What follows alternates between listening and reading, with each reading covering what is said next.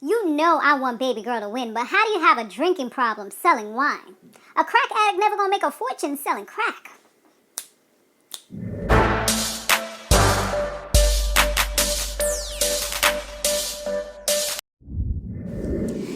Hey, what's up? What's going on, you guys? Hope all is well on your side of the town. So I'm super excited because we're doing our Love and Hip Hop review. And right after that, I'm also going to be uploading my Basketball Wives. You guys voted on Twitter, and I went ahead and I went by the votes. And the votes that said to go ahead and do what it do were the ones that won. So definitely be sure to support and check that out. So let's go ahead and talk about it. So we start off with Karlie. Well, we used to call her Karlie Redd, but I noticed recently that she no longer gets called Karlie Redd really. And also, you know how they have the little names? Now they say Karlie, no longer Karlie Redd, like formerly known as Karlie Redd. Like, I don't know why she dropped the red. I guess she's trying to rebrand herself or something, I guess. Now, she goes ahead and she meets with Ciara because Ciara is the person that slays her eyebrows. So she say, we already know that all of these things is just, they do it so somebody can have a storyline, so somebody can connect to another person, whether you really know them or not. I call BS. I feel like half of them never even met before they started working together on the show. But I don't really know them like that, so it could be real. Could. Slight possibility. Anyway, so she talks to her. They kind of like, go back. They kind of talk, giving each other the tea or whatever, sipping that tea. And Ciara tells her how lovely Mimi told her during Joseline's event that her co-worker, well, not her co-worker, but somebody that works with her assistant, Moriah, who was kind of like her friend as well, was sleeping with her husband, Shooter. So this was like a complete shock to her because she has 2 kids for him. They live together. She thought they had like I guess in her head, even though they was arguing all the time and had all these problems, in her head, she assumed that they had a happy family, even though he wasn't really giving her none. That right there is red alert, red flag. Something ain't right if dude is like not trying to do nothing. You're the female like complaining about it. Like, nobody could tell me like you don't want me. You know what I'm saying? Like, wait, hold on. Like, if I'm with you, like, what you mean? You don't want to have sex tonight. You don't want to have sex tomorrow night. You don't want to have sex the night after that. Like, nah, no, something ain't right. You know what I mean? Like, I'm following you everywhere. I'm going everywhere you go. Nah, but she's busy or whatever. So I guess that kind of distracted her and not made her really like open her eyes and realize like, okay, this dude will betray you like that. But a lot of times, even if you know that something's wrong, you kind of try to not look at it. You try to like close your eyes and just keep on doing what you're doing, living your normal life, because you don't want that fantasy that you have and that whole facade of a beautiful family that you put out there to be shaken up and to crumble. You know what I mean? So a lot of times people just put on that mask and they keep it moving. And that's exactly what it seems like she was doing.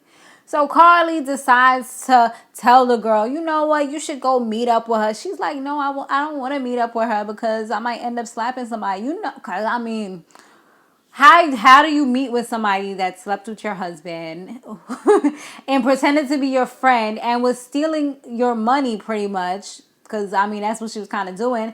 And smile and kiki about it. Like, no, there's no, like, we're going to kumbaya and hold hands. Nah, like, you're going to get the business. So she said that Mariah's been trying to reach out to her, but she wasn't really trying to like talk to her or anything like that. Just, I guess, to kind of keep her sanity and to also just kind of like not OD and catch a lawsuit or nothing like that.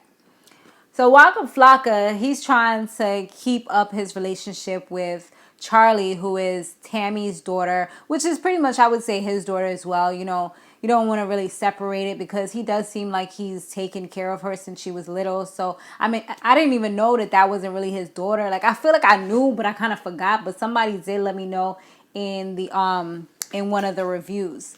Oh, and before, let me see. I ain't even do my shout outs, y'all. I'm slipping. Y'all know I like to do it in the beginning. So yeah, super quick. We're gonna throw this in here. So shout out to La Belle Jean, who was like, Mariah and Shoulda are just trash. I see what you're saying. I see what you're saying. And to Lady Nika, hey boo again, who said it's pronounced Rashida. Okay, so I think I got it now. Maybe I'll try to remember that. Hopefully. Because I told you my friend has a similar name, and maybe I've been saying my friend's name wrong all these years. I mean, I haven't spoken to her in quite some time, but we did go to high school together. So anyway, Charlemagne the God was the other name that I totally forgot. I was like, what's that guy's name? It's Charlemagne. I couldn't remember. I thoroughly enjoyed your review, girl. I said the same thing, Mariah. Uh, Baby, you the side chick. He's the daddy boo. You don't have the main, right? The main man, like, or the side man. What is girl, bye. Okay. All right. So now let's get back to it. So yeah, he's trying to maintain that whole relationship with Tammy's daughter, and I guess that's the only father figure she's had. I mean, I don't really know the backstory too much, or if I did know it, I don't really remember it, but it's besides the point. That's his daughter, and that's just pretty much it to me. And he is trying to maintain the relationship. I mean, like, I feel like he's like, dude, you knew that this could happen, and luckily enough, like, Tammy's not spiteful enough to say, oh, you can't hang out with my daughter or anything like that, because you really put a wedge in things, and it's happened several times. It's like, once, okay, maybe it's a mistake, your penis fell into her vagina accidentally, but 2 and 3 times, like, come on, bro, that's too much. There's no, like, that was an accident that many times. But yeah, he kind of puts it in her head that he's trying to get back with her mom. So, he's trying to tell her to persuade her mom to, like, call him and things like that, so he can get back in her good graces. He talking about how he want to take her out, and he want to take her on trips and all these nice things. She did talk to her mother eventually, but Tammy was just like, she'll think about it, because to be honest, it's not really about materialistic things. Like, her daughter was really laying on the guilt trip, like, oh, mom, it's for me, blah, blah, blah. But Tammy, she's just kind of like trying to stick her grounds and not let him kind of use her daughter to manipulate her and to kind of persuade her to do something she's not really ready for. Deb, she's not remorseful. Deb with the voice. I can't even do the voice because her voice is so deep and raspy. It'll hurt my throat. So anyways, Deb, she kind of like, she's not really remorseful, because she's like, you messed up 3 times. There's no, like, getting around that. And she's just like, if you're not really ready, then don't even mess with her. Like, just leave it alone. And that's the truth. Like, you say you was ready, you got married, took it to the next level, and you still did the same old things that you was doing before you was married. And y'all already know I said this before, like, Tammy shouldn't have thought that just because they got married, things was going to magically change. But I think he was good for a while. I mean, I don't know the distance between the times that he cheated, or at least cheated and got caught. But, yeah, I mean, he pretty much did. And his mother's just like, if you're not ready, just leave it alone. And he's like, yeah, supposedly he's serious, he's ready. So we'll see. Tommy, she's turning her passion into a paycheck, honey. Ka-ching, ka-ching. So we all know she let her drink. So she's like the white people. I mean, no offense to anybody out there that's white, but y'all know what I mean. Like, the bougie type. Even, they don't even gotta be white people, but just like people in general that have a lot of money, the bougie type. It could be black people that have gotten themselves into a lot of money. I mean, every night, like clockwork, a lot of people tend to drink wine. And because it's wine, maybe it's the red wine. Oh, it's good for my heart, I'm going to drink it every night. Or perhaps it's the white wine and they have some other reason that they justify.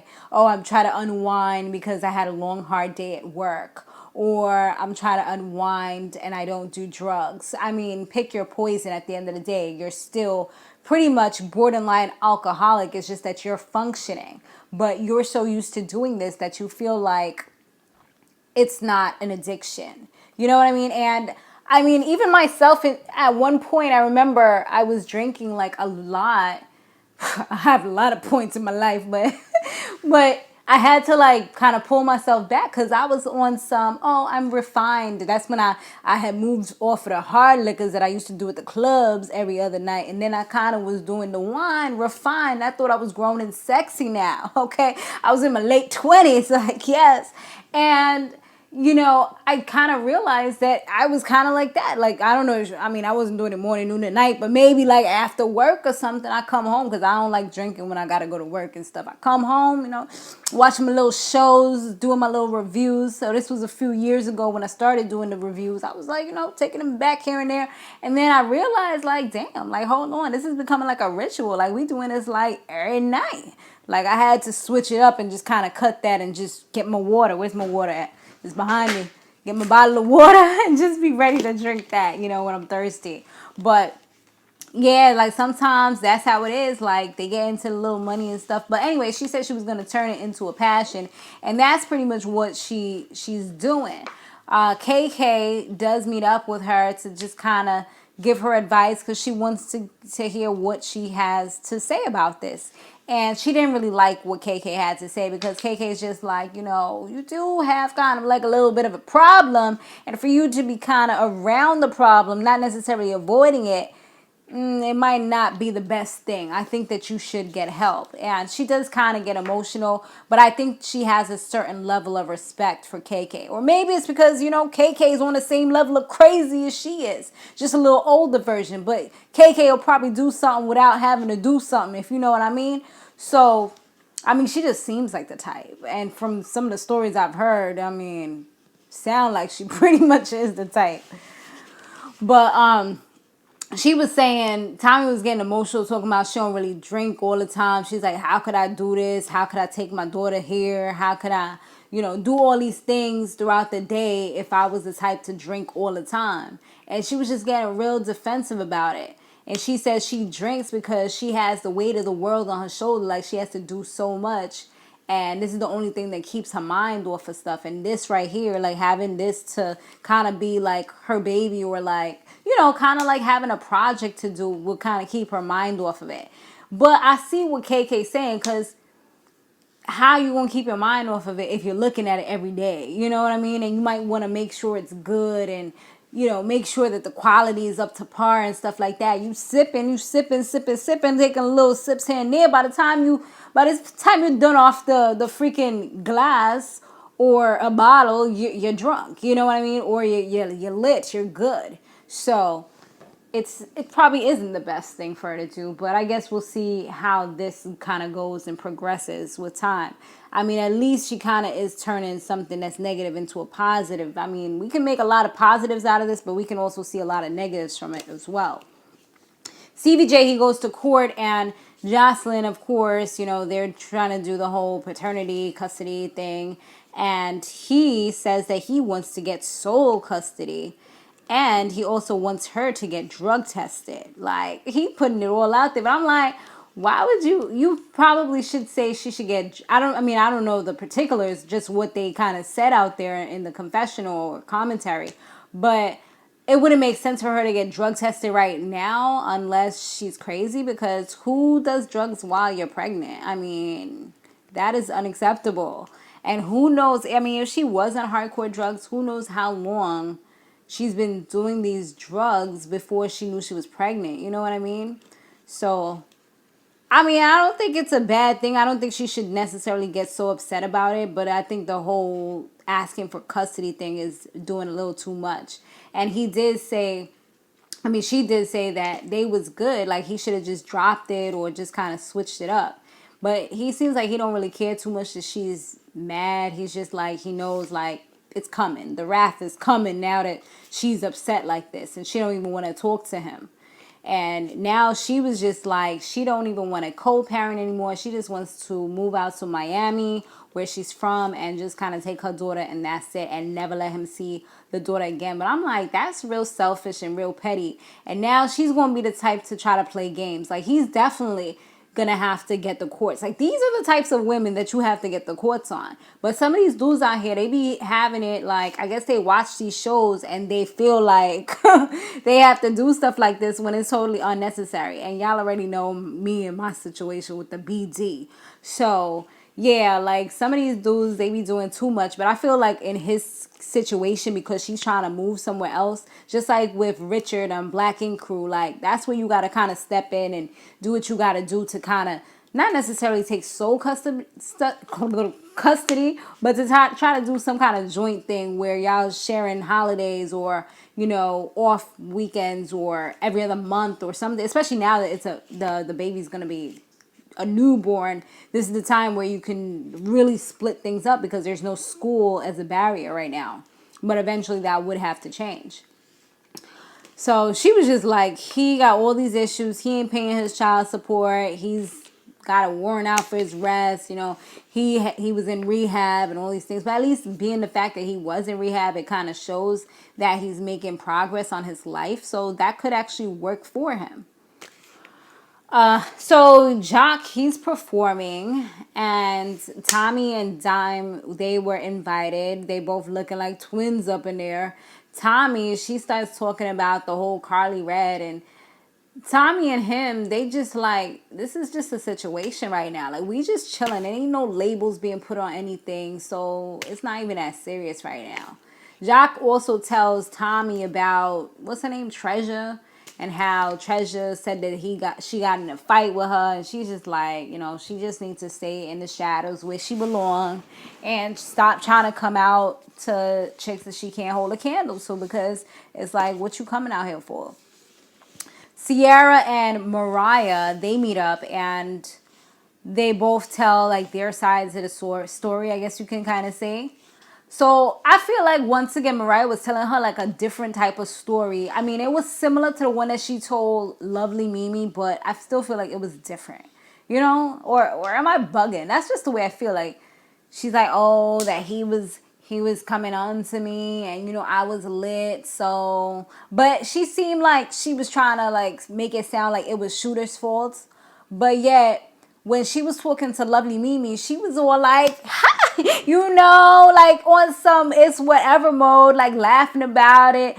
She even bragged when she had just met Tommy and Jessica Diamond, all them, her and Treasure P was just like laughing about it and just like they had won the lottery, like the way they was acting. You know what I mean? So you don't really have remorse for it. You don't really care. You just being fake right now. So I guess Sierra ended up striking a nerve or hitting a chord inside of her when she was just like, I don't see you're lying because Shooter wouldn't want you. First of all, you have the body of a 13-year-old boy. So all of a sudden, that's when Mariah started flipping from Miss I'm innocent, I'm the victim, to you're a joke to me. I don't even respect you. You're nothing. You're nobody. So, of course, hearing that from somebody who kind of like helped to really pull your family apart when you wasn't ready for that to actually happen. I mean, it was kind of inevitable if he had that kind of heart, but kind of pulled them apart. It takes a toll on you. And she threw her bag at her, but the security was there, and she ended up walking out graciously like, you ain't fazed me or my pockets. Go find somebody else so you can get some money. Because at the end of the day, I'm pretty sure, well, he had his money, right? Wasn't he like a producer or something? So I was going to say it was money that was probably part of her money as well. So it's like, yeah, go get your own money, boo. So Joseline got the results. Stevie J got the results. Joseline shows us her brother named Kermit. And I was like, okay, Kermit, I see you. I mean, he wasn't gorgeous, but I feel like he can probably, now that he's been shown and brought to light, he's probably going to get some followers. You know, he's probably going to get some offers to do something somewhere. I mean, he sounds like he speaks really good English. So he might have a future somewhere. It looks like everybody's really trying to put their family a little more into these shows and, you know, spread the money around a little more.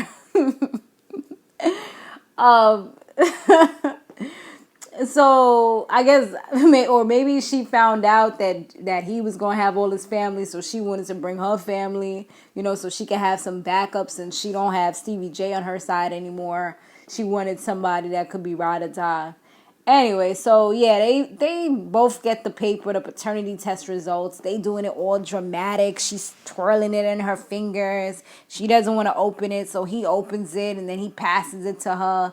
Same thing on the flip side with Stevie J, all dramatic, all slow. I'm just like, just open the damn letter already and let us see, because I'm pretty sure that's your baby. You know what I mean? So yeah, they both open it and it's 99.999% that he is the father. So he's like, he already had it in his head that he was most likely gonna be the father. So now he gotta just make moves. And they gotta see what's gonna be the next step. They gotta talk about everything. They gotta talk about they gotta talk about custody, they gotta talk about all that stuff. So Tammy, she has her wine tasting event, and even Rashida, did I say it right? Rashida came out, and she, so to everybody's surprise, because, she's had her issues with Kirk or whatever. So Jock and Scrappy, they were both kind of like, oh, snap, she's here. Okay. She's out of the little well that she was hiding in. And she was just like, she don't want no drama. She's just here to support. And lovely Mimi came through looking like the Little Mermaid. I mean, everybody was there, just supporting her, which was nice. Lovely Mimi ends up hitting a nerve when she says to Jessica Dime something about she hasn't seen her since she was at Joseline's event. So Tommy kind of looks over like, wait, what? She's like, yeah, I was there. And what's her name? All these damn T's, honey, Tommy and Tammy. So Tammy kind of tries to change the subject, but Jessica Dime felt some type of way that she was interrupting her, and then they kind of get into it. Supposedly, the backstory behind the reason why Jessica Dime, like, just straight up was just like, oh, don't cut me off, was because she doesn't like Tammy, because Tammy said something about older women over the age of 30 should not wear colored hair or pink hair. I mean, yeah, that's a little offensive, because I know I'll be wearing whatever color I want to wear when I want to wear it. And nobody can tell me nothing. But that's not something that you want to fight somebody about. Like, really? Just because somebody don't like your hair? Like, somebody doesn't like it, keep on doing it and do it even better. You know what I mean? Like, don't be mad super duper like, oh, I'm going to take this to heart. Was you the one that plucked it off of the Brazilian's head? Like, why you acting mad extra about it? Come on. Anyway, so yeah, that's the reason why she said that she doesn't like her. And be careful who you offend and this and that. So be careful what you said, because you don't know who you might offend. I mean, yes, that's true, because sometimes people just say all these reckless stuff, without really thinking, and they do offend people when they say it. But once again, that's something that you could talk about, or you could have, if you felt really like, if you were grown up and you feel really some type of way, then you can just say what you have to say, Supposedly from the tea I seen, she's engaged to some basketball player or something. I seen it on Twitter. Shout out to Jay who had sent me the article. But yeah, so that was like super duper petty or whatever. They was about to fight, because Tammy's like, you ain't about to be punking me. Like, it's not about to go down. She was like, what? She tried to throw a drink on her, but security, they was there. They kind of like broke it up.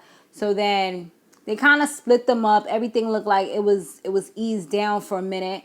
But then straight up, like, it's like Tommy was just standing back, taking her little sips of her wine, and she was just kind of like letting things kind of soak in real quick. And she like, but hold up, wait a minute. Like, this chick is constantly talking bad about Joseline, saying all these stuff, and then all of a sudden you talking about you hanging out with her?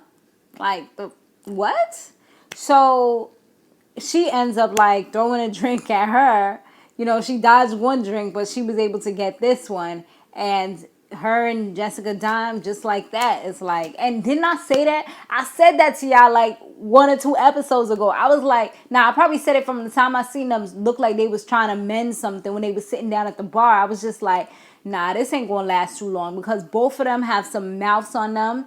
And Tommy, she's the kind of person that's a firecracker. Like, I couldn't hang out with her, because you never know when she's going to explode. Like, you could just say something and all of a sudden she flips. And that's the same way Joseline was. Like, Joseline just calmed down right now because she probably got to keep her blood pressure on the wraps or whatever. But yeah, those kind of people I kind of try to stay away from, because you never know when they're gonna try to like just randomly bug out on you, and it's like, the what? Like, I ain't even say nothing about you. It's not that serious. And that's exactly what Tammy had told Jessica Dime, was like, it's not that serious.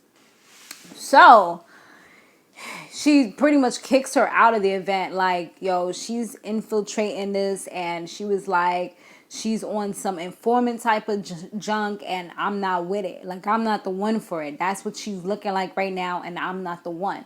So, yeah, she kicks her up out of there. So, lovely Mimi, she ends up effing up again because she said something about, oh, I'm so sorry about that. I didn't mean to kind of mess up everything, or kind of say that if it was going to strike a nerve.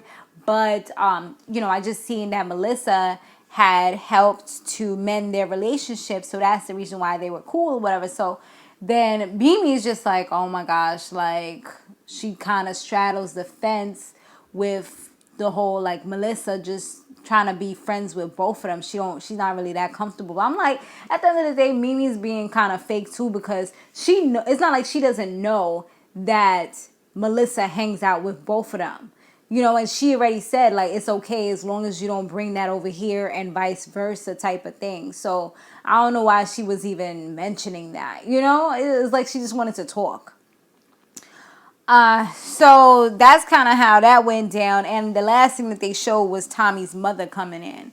And I'm like, oh boy, is this going to end up being a little funky? Because things was going well, but all of a sudden it just took a turn for the worse. Like super quick, just like that. But yeah, guys, thanks for watching. Be sure to stay fabulous, live free, and soar limitless. And I'll see you in the next one. Later.